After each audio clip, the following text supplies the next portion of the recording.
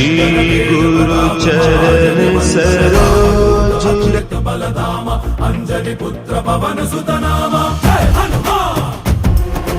जय हनुमान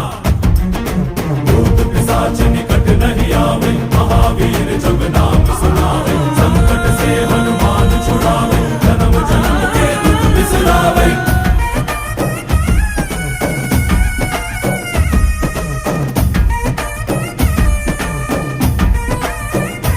ಓ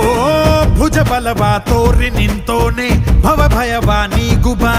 जय शिव रूपने बजरंगी जय जय भवतारक ಓ बजरंगी ನರ ನರವು ರಾಮ ಎಂದೋನೆ ನಿಜ ಗುಣವಾ ತೋರುಬಾ